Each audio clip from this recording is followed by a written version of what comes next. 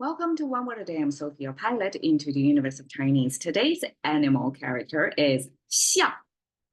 We talked about xiang, elephant, before actually.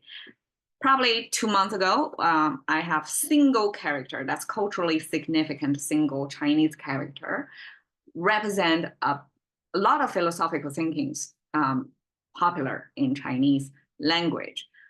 So this is one of them. And they would say, okay, so elephant, what about that? Chinese actually translate elephant, or in the conceptual understanding of what the world, how the world operates. This xiang represents a big deal. It represents appearance, represents the surface, the observable things going. And oftentimes we're trying to guess what's beneath it, what's the operating mechanism. We're trying to figure out the user manual, so to speak, of the universe, right? How everything operates.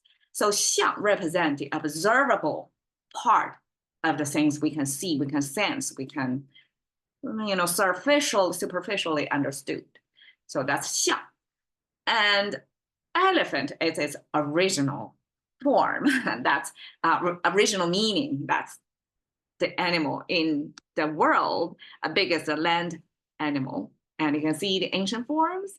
And I'm interested to see that, because for my understanding, most of the Chinese animal characters would have their hoofs or legs pointing toward the left, like these guys, right?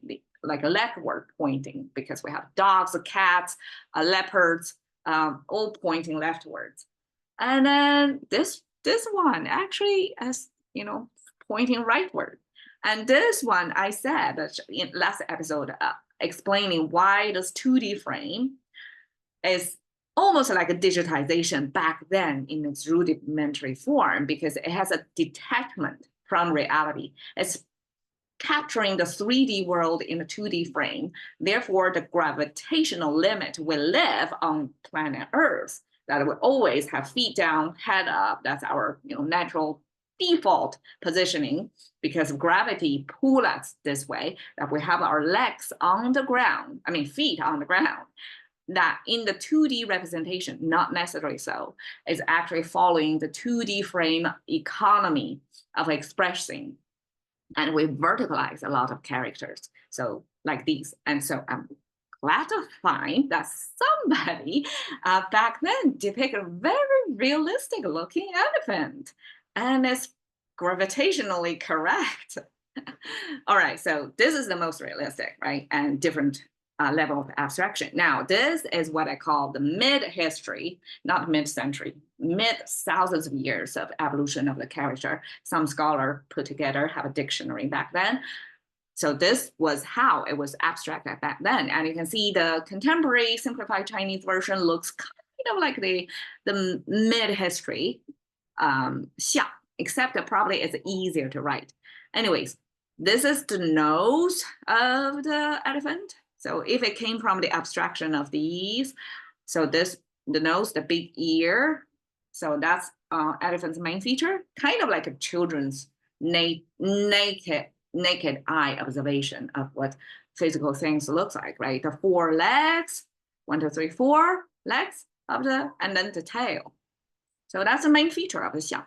And I explained why. 盲人摸象, the story, eventually some audience pointed out that this actually is a story from India. And I truly believe that, because we have so much influence from India that use 盲人摸象, 4 blind men touch different parts of the elephant and try to say that, to insist what they sensed as a blind man, only partial truth as the ultimate truth. And the fact is, as somebody who can see the whole elephant, we can tell that every blind guy only had the partial truth. And actually it's a way to tell us who do have visual capacity. Sometimes we only have the partial truth, just like the blind person.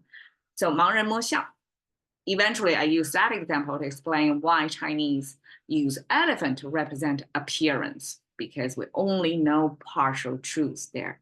Okay, 像模像样. Well, it's not exactly, but okay, this 像 pair with the person symbol. So yesterday we have this tiger, have person symbol in there. So I guess the humans, we're kind of human centric, right? Egoistic, that we like to relate us to the top of the food chain in animal kingdom, animal. Tiger yesterday, and today xiang, the biggest, the most massive animal out there. So that this xiang with a human figure inserted in there actually means look alike. One is following another. So I guess this is go figure situation why human and the elephant together, it becomes this imitating thing, like why, right? But 像模像样, it pronounced the same, just have the human figure in there. It means you're faking somebody, or you're doing this imitation thing, and you copy it so well that it's hard to tell. So it's a deep fake by humans. It's really well done. So that's 像模像样. And 猪鼻子插葱装象 is one of the idioms that's kind of a short storytelling with just a few Chinese characters, and then tell you the moral of the story at the very end. So 猪鼻子插葱 is pigs. They have the scallion, the green thing that stuck in their nose, so that they can pretend they are the long-nosed elephant. Because I mean, pigs and elephants sort of look like, right? Especially their ears and their whole body physique. But what's short of the pig, which is our food source, Chinese mostly die on eat pig. What's the difference is the missing trunk over there. And that's what pigs would like to do, to fake that they are the elephant. Again, it's somebody who don't have it, pretend to have it.